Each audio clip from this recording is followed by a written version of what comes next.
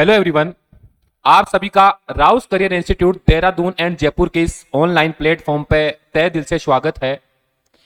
आज के लेक्चर में हम डिस्कस करने वाले हैं एसआरबी नेट के सिलेबस को लेके कि जो डिफरेंट डिफरेंट एग्रीकल्चरल सब्जेक्ट है उनमें जो नेट का एग्जाम है जो आपके एसआरबी के द्वारा ऑर्गेनाइज किया जाता है, यानी एग्रीकल्चर साइंटिस्ट रिक्रूटमेंट जो बोर्ड है वो इन एग्जाम को कंडक्ट करवाता है। और इस बार जो एग्जाम को कंडक्ट करवाने वाला है वो कब, आपका दिसंबर के अंदर।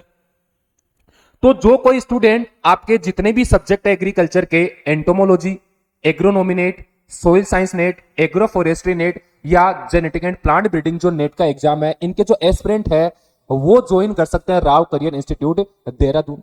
इन सभी का ऑनलाइन एंड ऑफलाइन जो बैच है वो आपका 2 सितंबर से स्टार्ट होने वाला है।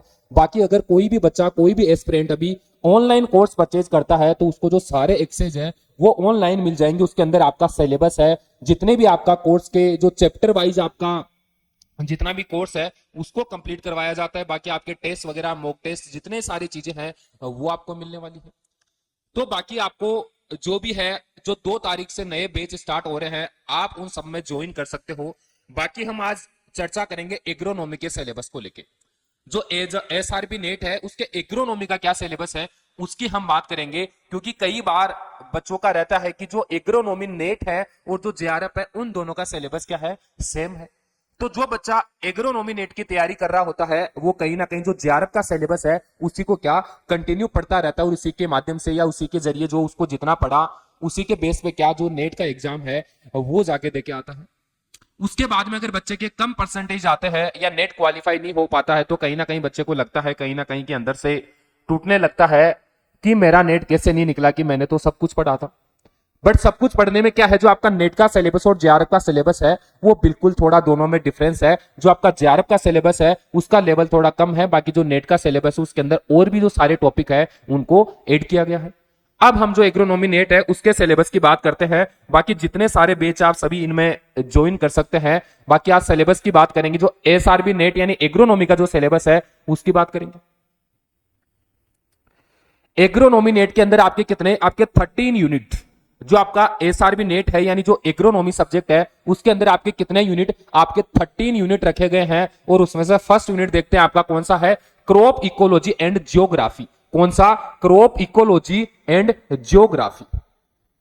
कि आपका क्रॉप इकोलॉजी और जियोग्राफी क्या है कि कहीं ना कहीं जो आपके एग्रो क्लाइमेटिक जोन है उनके बारे में बात करेंगे। आपके क्रॉप जियोग्राफी के बारे में बात करेंगे कि जो आपकी क्रॉप है वो किस एरिया में ग्रो की जाती है, यानी कितने अल्टीट्यूड से कितने लॉन्गिट्यूड के बीच ग्रो की जाती है। बट आपको इतना माइनर कोई नहीं पूछेगा कि अल्टीट्यूड लॉन्गिट्यूड कितना है, आपको एरिया पूछेगा कि जो सबसे ज्यादा है। जैसे पल्सेज की बात करें तो इसका जो सबसे ज्यादा, अगर पल्सेज की बात करें तो वो इंडिया में लार्ज स्केल में कौन से एरिया में की जाती है। जैसे राजस्थान की बात कर लो, मध्य प्रदेश की बात कर लो, यहाँ पल्सेज का एरिया ज्यादा है। सुगर केन आपका क्या साउथ रीजन और आपका जो नॉर्दर्न रीजन के अंदर उत्तर प्रदेश, उत्तराखंड, ये जो सारे रीजन है किसके लिए सुटेबल है, ये सुगर केन के लिए सुटेबल है। तो उसके जियोग्राफी के बारे में बात करेंगे, साथ ही इकोलॉजी के बारे में बात करेंगे। तो क्या है हमारा पहला unit, crop ecology and geography.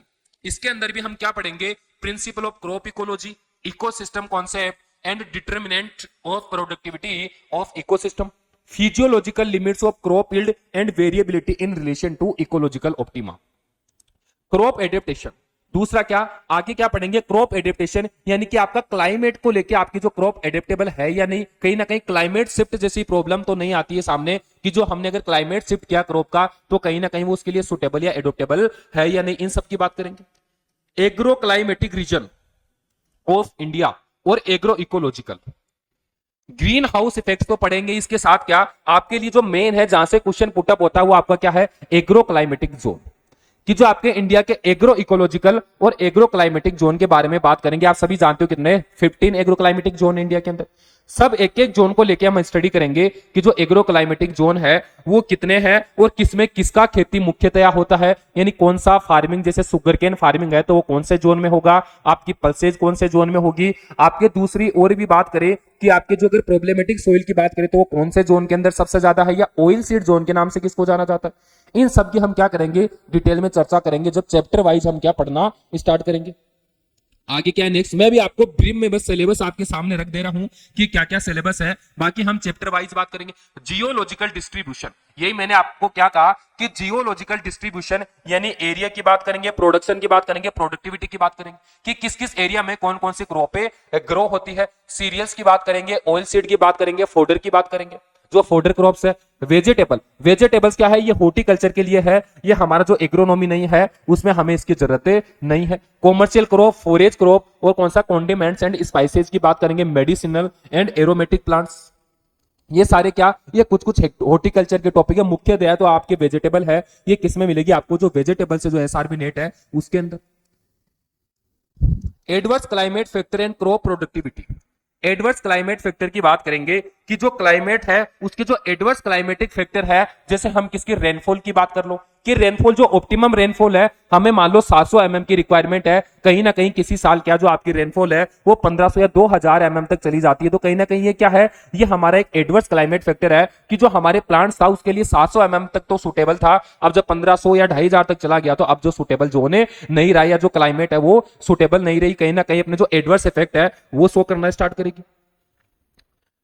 Respiration, net assimilation, solar energy conversion efficiency and आपका जो relative water content, light intensity, water and CO2 in relation to photosynthesis rate and efficiency, इन सब की हम बात करेंगे आगे। जो ये क्या है, आपके क्रॉप फिजियोलॉजी के यूनिट है, जो क्रॉप फिजियोलॉजी है वो आपको एक यहाँ मैम है बायोलॉजी की, वो करवाने वाली है। जो बाकी के टॉपिक है जैसे आपके क्लाइमेटिक जोन वगैरह, वो टॉपिक आपको मैं कराऊंगा, बाकी आपको कुछ जो सर है वो कराएंगे। और जो नेक्स्ट टॉपिक आपका रिमोट सेंसिंग को लेके, ये टॉपिक आपका यहाँ पे क्या जो साइंटिस्ट है, आपने जो रिमोट सेंसिंग इंस्टीट्यूट सुना होगा देहरादून उत्तराखंड में, यहाँ के जो साइंटिस्ट है वो आपको कौन सा यूनिट कराएंगे, वो आपको रिमोट सेंसिंग का, यानी जो GIS GPS है, या किसकी बात कर रहे हैं अपन, जो जो आजकल अपन किसकी प्री सीजन एग्रीकल्चर की बात करते हैं, किसकी प्री सीजन एग्रीकल्चर है, वो क्या आपको एक साइंटिस्ट के द्वारा करवाई जाएगी, आपको जो कंप्लीट है डिटेल में वो मिलेगा।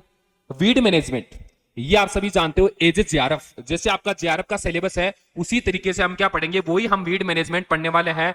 वीड के अंदर हम क्या क्या पढ़ेंगे, वीड मैनेजमेंट में हम टाइप्स ऑफ वीड की बात करेंगे, यानी वीड क्लासिफिकेशन की बात करेंगे, वीड के कंट्रोल की बात करेंगे कि जो वीड के कंट्रोल में भी क्या अलग अलग एलिमेंट्स की बात करेंगे, यानी इरिडिकेशन की बात करेंगे, वीड कंट्रोल की जो अलग अलग मेथड्स है, हर्बिसाइड कंट्रोल की बात करेंगे, बायोलॉजिकल मेथड्स की बात करेंगे, या हमारी जो क्या कल्चरल या मैकेनिकल मेथड्स है उनकी बात करेंगे। तो सारा वीड का जो टॉपिक है आपका, जैसे JRF में हम पढ़े हैं पहले से, वही क्या टॉपिक आपका सेम टॉपिक रहने वाला है वीड का, तो इसकी भी हम चर्चा करेंगे डिटेल में। बाकी ये मैंने आपको जो JRF के बच्चे हैं जो पिछले साल वाले, उनको मैंने कंप्लीट इसका कोर्स करवाया भी, आपको इसका भी जो ऑनलाइन एक्सेस है वो मिल जाएगा आपको इसका। Next soil fertility and fertilizer use, soil fertility की बात करेंगे, आपकी जो फर्टिलाइजर यूज की बात करेंगे कि आपकी सोइल फर्टिलिटी, आप सभी जानते हो कि प्लांट्स के लिए 17 एसेंशियल न्यूट्रिएंट है, इन सबको लेके हम बात करेंगे कि इनके जो डेफिशिएंसी सिम्टम्स है वो तो क्या है, उनको हम कैसे पूरा कर सकते हैं, किसके माध्यम से, या तो फर्टिलाइजर के माध्यम से पूरा करेंगे, या आप किसके माध्यम से पूरा कर सकते हो, जैसे आपके ऑर्गेनिक मेन्योर या फर्टिलाइजर के माध्यम से हम क्या करेंगे, उनकी रिक्वायरमेंट जो डेफिशिएंसी है उसको पूरा करेंगे। आगे किसकी बात करते हैं, दूसरा फर्टिलाइजर यूज, कि हम किस तरीके से फर्टिलाइजर यूज करेंगे, कि यूरिया की बात कर लो आप, किसकी, यूरिया, अमोनियम सल्फेट, ये सारे क्या है फर्टिलाइजर। जैसे राइस की बात करें तो हम राइस में कौन सा फर्टिलाइजर मेनली अप्लाइड करते हैं, अमोनियम सल्फेट, किसके अंदर, रिड्यूस जोन के अंदर, क्योंकि राइस में क्या ऑक्सीडाइज जोन नहीं, कौन सा जोन अवेलेबल होगा, रिड्यूस जोन, क्योंकि जो नाइट्रोजन के कौन से, नाइट्रोजन का लॉस होता है किसके अंदर, वोलेटाइल फॉर्म के अंदर या अमोनिया के फॉर्म के अंदर नाइट्रोजन का लॉस देखने को मिलता है। इसके चलते हम क्या राइस के अंदर रिड्यूस जोन के अंदर क्या करते हैं, फर्टिलाइजर अप्लाई करते हैं। तो इस मेथड्स के बारे में भी हम पढ़ेंगे कि कौन कौन से मेथड्स के बारे में हम फर्टिलाइजर का एप्लीकेशन करेंगे, बैंड मेथड है आपकी, ब्लैंकेट एप्लीकेशन है, उन सब की बात करेंगे। वो आपके यही सोइल का टॉपिक है कि किस तरीके से हम फर्टिलाइजर वगैरह का यूज करेंगे, न्यूट्रिएंट मैनेजमेंट करेंगे। ड्राईलैंड एग्रोनॉमी, ड्राईलैंड एग्रोनॉमी की हम किस किस चैप्टर की चर्चा करने वाले हैं। ड्राईलैंड एग्रोनॉमी आप सभी जानते हो कि ये क्या है, पूरी तरह क्या सोलली डिपेंडेंट ऑन रेनफॉल। जो आपकी ड्राई लैंड एग्रीकल्चर होगी किस पे डिपेंडेंट होगी, आपके रेनफॉल पे डिपेंडेंट होगी, कोई एक्स्ट्रा इरिगेशन आपके पास अवेलेबल नहीं होगी। तो क्या है, और इसके अंदर भी हम कौन कौन से चैप्टर पढ़ने वाले हैं, dry land agriculture, water harvesting पढ़ेंगे, और कौन सा, वाटर शेड मैनेजमेंट। इन सब तीनों पे चर्चा करेंगे हम। किस किस पे? आपके ड्राईलैंड फार्मिंग के ऊपर, वाटर सेड के ऊपर, और किसके ऊपर? आपके वाटर हार्वेस्टिंग के ऊपर चर्चा करेंगे। इसके अंदर क्रॉपिंग सिस्टम की बात करेंगे, क्रॉपिंग पैटर्न की बात करेंगे, अपेरेंट वेदर की बात करेंगे, और कंटिजेंट क्रॉप प्लानिंग की बात करेंगे कि जो कंटिजेंट क्रॉप प्लानिंग कब फॉलो करेंगे। अगर हमारा क्रॉप फेलियर होता है तो हम किसको यूज करते हैं? कंटिजेंट क्रॉप प्लांटिंग करते हैं। नेक्स्ट की बात करते हैं, वही है आपका सेम।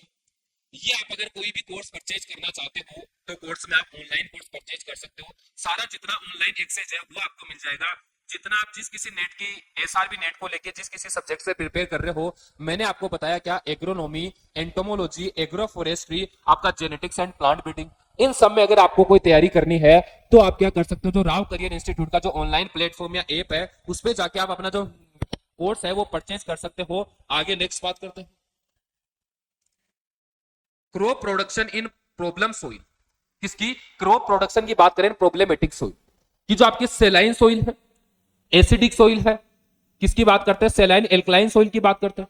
इन सोइल के अंदर हम किस तरीके से क्रॉप का मैनेजमेंट करेंगे, या जो क्रॉप के फसल उत्पादन की बात करें, क्रॉप प्रोडक्शन की बात करें, वो किस तरीके से बात करेंगे। जैसे आपकी अगर सेलाइन सोइल की बात करें तो उसमें किसके सोल्ट कंटेंट ज्यादा है, तो लीचिंग के माध्यम से हम क्या कर सकते हैं? जो सोल्ट कंटेंट है उसको डिक्रीज करके कहीं ना कहीं क्या अच्छा जो क्रॉप है, जो अच्छा फसल है वो ले सकते हैं। या ऐसी क्रॉप फॉलो करेंगे जो क्या हो, जो आपके सोल्ट टॉलरेंट हो, या जो सेलाइन सोइल है उसमें टॉलरेंट क्रॉप हो, उसको फॉलो करेंगे। तो किस तरीके से हम प्रॉब्लमेटिक सोइल में क्रॉप प्रोडक्शन करेंगे उसकी बात करेंगे। साथ ही साथ में क्या जो प्रॉब्लमेटिक सोइल है इसके अमेंडमेंट्स की बात करेंगे कि आपकी सेलाइन सोइल है तो ऐसा कौन सा हम मेथड फॉलो करें, या हम ऐसा क्या फॉलो करें कि जिसकी वजह से हम क्या कर सकते हैं, जो हमारी सोइल है इसको इंप्रूव कर सकते हैं। तो अमेंडमेंट्स की बात करेंगे।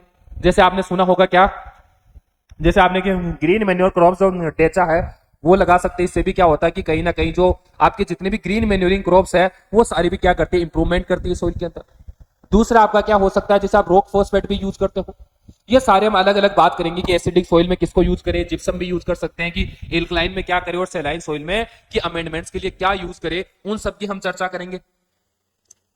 क्रॉप प्रोडक्शन, क्रॉप प्रोडक्शन की बात करें तो हम कौन कौन से अलग अलग क्या हम किसके बेस पे क्रॉप प्रोडक्शन देखेंगे। हम जैसे वेराइटी बेस्ड, क्लाइमेट बेस्ड की बात करेंगे, weed control based, disease management, insect management, seed rate, seed sowing, इन सब के बेस पे हम क्या पढ़ेंगे? क्रॉप प्रोडक्शन के बारे में पढ़ेंगे। और जितनी भी आपकी क्रॉप्स है, cereals, oil seed, pulses, forage, cash crop, इन सब की हम चर्चा करेंगे। बाकी जो आपका क्या है क्रॉप्स वगैरह पे क्या है ना, बच्चे जो जेआरएफ और नेट है इसमें क्रॉप वगैरह में इतना फंस जाते हैं कि कहीं ना कहीं राजेंद्र प्रसाद वॉल्यूम 1 और 2 उठाने लग जाते हैं। देखो जब तक आपका बाकी जो चैप्टर कवर नहीं हो जाए तब तक आपको क्रॉप को क्या नॉर्मली एक अच्छी खासी बुक से आपको पढ़ना है।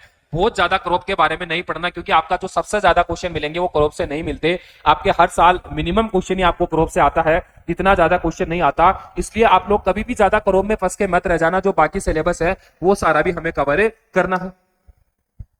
Agronomy, agricultural statistics, agricultural statistics आपको जो करवाने वाले हैं जो एफआरआई, जो फॉरेस्ट रिसर्च इंस्टीट्यूट है देहरादून, वहां के आपके जो साइंटिस्ट है वो आपको किसके बारे में, जो एग्रीकल्चर स्टैटिस्टिक्स मेथड है इनके बारे में पढ़ाने वाले हैं। आपने किसी ने अगर जेआरएफ की तैयारी की है, किसी ने या नहीं भी की है, तो आपने सुना ही होगा कि एग्रीकल्चर स्टैटिस्टिक्स के बारे में हम अलग अलग मेथड्स के बारे में पढ़ते हैं। CRD, RBD, factorial, split plot design, इन सब के बारे में हम पढ़ते हैं। तो इसकी भी हम चर्चा करेंगे। जैसे सीआरडी मेथड की बात करें तो कहां ओनली जो लेबोरेटरी कंडीशन है, यानी जो होमोजीनियस कंडीशन है, वहां पे हम कौन से मेथड यूज करते हैं? सीआरडी मेथड यूज करते हैं। तो आमतौर पे जो सीआरडी मेथड है हम उसको क्या लेबोरेटरी कंडीशन या लैब के अंदर फॉलो करते हैं। बाकी जो फील्ड में है वहां फॉलो करना हमारे लिए क्या है, पॉसिबल नहीं है। क्यों? क्योंकि वहां पे हमें होमोजीनियस कंडीशन क्रिएट करनी पड़ती है।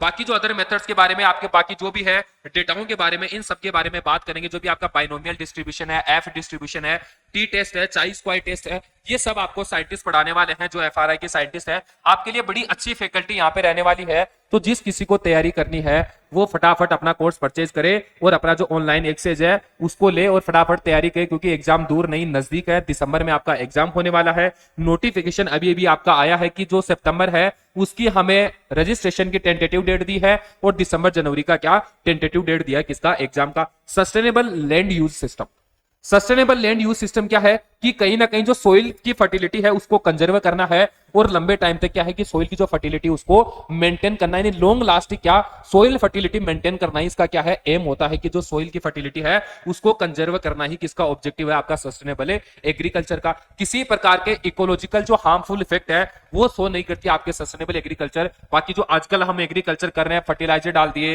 हर्बिसाइड डाल दिए, इंसेक्टिसाइड डाल दिए, इससे कहीं ना कहीं जो इकोलॉजिकल बैलेंस है उसमें डिस्टर्बेंस देखने को मिल रहा है, जबकि आपका ये क्या करेगी इकोलॉजिकल डिस्टर्बेंस नहीं करेगी। तो इसके बारे में भी हम जाके पढ़ेंगे, इसमें हम एग्रो फॉरेस्ट्री के कंपोनेंट पढ़ेंगे। आगे आगे आपके जो कल्टीवेशन के बारे में जो जेबो टोंगी और शिफ्टिंग कल्टीवेशन सुना है वो सब हम इसी चैप्टर में पढ़ने वाले हैं। नेक्स्ट किसकी बात करते हैं, basics of soil and water, कि सोइल एंड वाटर के बेसिक्स के बारे में बात करेंगे, कि जो आपकी सोइल है और वाटर है उसके बेसिक्स के बारे में बात करेंगे, कि आपकी जो सोइल है उसके कंपोनेंट्स की बात करेंगे, सोइल के क्या कंपोजिशन की बात करेंगे, सोइल के जो क्या इसके साथ ही जो सोइल के क्या कुछ स्ट्रक्चरल कंपोनेंट्स है उनकी बात करेंगे, soil texture, structure, soil water, soil aeration, उन सब की बात करेंगे। वाटर के बारे में देखेंगे, फिर क्या देखेंगे कि सोइल वाटर प्लांट रिलेशनशिप, क्या क्या सोइल वाटर रिलेशनशिप देखेंगे, उसके साथ ही क्या देखेंगे सोइल वाटर प्लांट रिलेशनशिप की बात करेंगे। वो सब भी क्या है आपके प्लांट फिजियोलॉजी है उसका भी पार्ट है, वो भी आपको मैम पढ़ाने वाली है। ये क्या है आपका सोइल वाटर रिलेशनशिप, कि जैसे क्या है कि सोइल और वाटर कि जो सोइल के अंदर वाटर है वो किस तरीके से क्या रिटेंड रहता है, यानी ऐसे कौन से फोर्स आपने पढ़ा होगा, कौन सा आपने जो ग्रेविटेशनल फोर्स, एडिशन फोर्स, और कौन सा आपने कोहेजन फोर्स के बारे में पढ़ा होगा, एडिशन, कोहेजन और ग्रेविटेशनल फोर्स के बारे में पढ़ा, वो सारी स्टडी हम किसके अंदर करने वाले हैं, सोइल वाटर रिलेशनशिप के बारे में करने वाले हैं। और नेक्स्ट किसकी बात करेंगे, सोइल वाटर प्लांट रिलेशनशिप, इसके बारे में हम बात करेंगे कि किस तरीके से क्या कि कौन सा सोइल वाटर है जो प्लांट्स को अवेलेबल होता है, किस तरीके से जो प्लांट है वो वाटर को एब्जॉर्ब करता है, ऐसे कौन कौन से मैकेनिज्म है जिसके जरिए क्या वाटर का ट्रांसपोर्टेशन होता है, जैसे एक्टिव और पैसिव पढ़ते हैं हम, एक्टिव और पैसिव फैक्टर की बात करते हैं। Next irrigation water management, irrigation भी आपका सेम कैसे रहने वाला है, जैसे आपका क्या जेआरएफ है वैसे आपका क्या इरिगेशन वाटर मैनेजमेंट। इरिगेशन में क्या जो जनरल टर्म्स है, जो टर्मिनोलॉजी है उसकी बात करेंगे। इरिगेशन में मेथड्स की बात करेंगे कि जो इरिगेशन, क्योंकि इरिगेशन क्या है आपका आर्टिफिशियल एप्लीकेशन ऑफ वाटर, कि प्लांट्स के अंदर कि सोइल के अंदर हम क्या जो आर्टिफिशियल एप्लीकेशन ऑफ वाटर करते हैं, जिससे कौन ऑब्जर्व करता है आपका प्लांट ऑब्जर्व करता है। तो इसके बारे में अलग अलग मेथड्स की बात करेंगे कि किस तरीके से हम क्या कर सकते हैं, किन मेथड्स के माध्यम से हम क्या करेंगे जो प्लांट्स है उनको वाटर क्या करेंगे अप्लाई करेंगे, वो उन अलग अलग मेथड्स की बात करेंगे।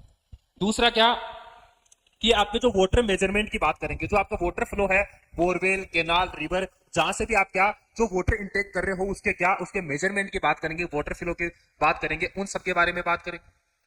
आगे किसकी बात करेंगे, वाटर क्वालिटी के बारे में, वाटर क्वालिटी और किसके बारे में, जल निकास या वाटर ड्रेनेज के बारे में बात करेंगे। अगर आपके फील्ड में एक्सेसिव वाटर हो गया तो उसको हम किस तरीके से हमारे फील्ड से उसको रिमूव करेंगे, यानी जो वाटर ड्रेनेज की बात करेंगे, और साथ ही साथ किसकी वाटर क्वालिटी की बात करेंगे, कि आपके कहीं ना कहीं वाटर में क्या सोल्ट कंटेंट तो ज्यादा नहीं है, कि आपके इरिगेशन की जो पर्पज के लिए क्या यूजफुल है भी या नहीं है, उन सब की वाटर क्वालिटी के अंदर बात करें। नेक्स्ट क्या है आपका वही इरिगेशन की बात चल रही है, management of problematic soil and water. Problematic soil मैंने अभी आपको बताया, जो वाटर लॉक्ड सॉइल की बात कर लो, या कौन सी आपकी वाटर लॉक्ड सॉइल हो सकती है, या आपका कौन सा जो भी आपका फ्लड प्रोन एरिया है उसकी बात करेंगे, यानी किस तरीके से जो वाटर का मैनेजमेंट करेंगे और किस तरीके से आपका किसका जो प्रॉब्लमेटिक सॉइल यानी सेलाइन सॉइल है, आपकी सेलाइन एल्कलाइन सॉइल है, इन सब का मैनेजमेंट किस तरीके से करेंगे, उन सब की बात करेंगे, यानी कौन से ऐसे अमेंडमेंट्स यूज करेंगे कि जिसके जरिए हम जो प्रॉब्लमेटिक सॉइल है उसको इंप्रूव कर सकते हैं और इसमें एक अच्छा क्रॉप प्रोडक्शन कर सकते हैं, जो क्रॉप प्रोडक्टिविटी है उसको इंक्रीज कर सकते हैं, जो हमारा पर यूनिट एरिया है उसमें जो प्रोडक्टिविटी है उसको हम इंक्रीज करके क्या जो इकोनॉमिक बेनिफिट्स है उनको उठा सकते हैं, या जो इकोनॉमिक बेनिफिट्स है वो गेन कर सकते हैं। तो इन सब की बात करेंगे, वाटर क्वालिटी की बात करेंगे वाटर मैनेजमेंट में, कि आपका अगर सेलाइन वाटर है तो उसको किस तरीके से हम अप्लाई करें कि हम जो क्रॉप प्रोडक्टिविटी है या जो क्रॉप प्रोडक्शन है वो करने में सक्सेसफुल हो। अगर आपका क्या सेलाइन वाटर है तो हम आपको क्या प्रेफर करते हैं कि आपको कौन सा आपको जो फ्लड मेथड है, कौन सी जो आपकी फ्लड मेथड है वो आपको यूज नहीं करके कौन सी ड्रिप इरिगेशन मेथड यूज करना चाहिए। और वहीं अगर आपकी सेलाइन सॉइल है तो उसमें क्या करना चाहिए, आपको ड्रिप इरिगेशन नहीं यूज करके आपको कौन सी मेथड जो जो आपकी हर फ्लड इरिगेशन मेथड है वो आपको यूज करना चाहिए। इससे क्या लीचिंग होगी फील्ड में, और लीचिंग होने से क्या होगा कि जो आपके जो सोल्ट कंटेंट है वो कहीं ना कहीं लीच डाउन हो जाएगा और जो आपकी सोइल है उसमें इंप्रूवमेंट देखने को मिलेगा, जिससे आपकी क्रॉप प्रोडक्टिविटी भी इंक्रीज होगी।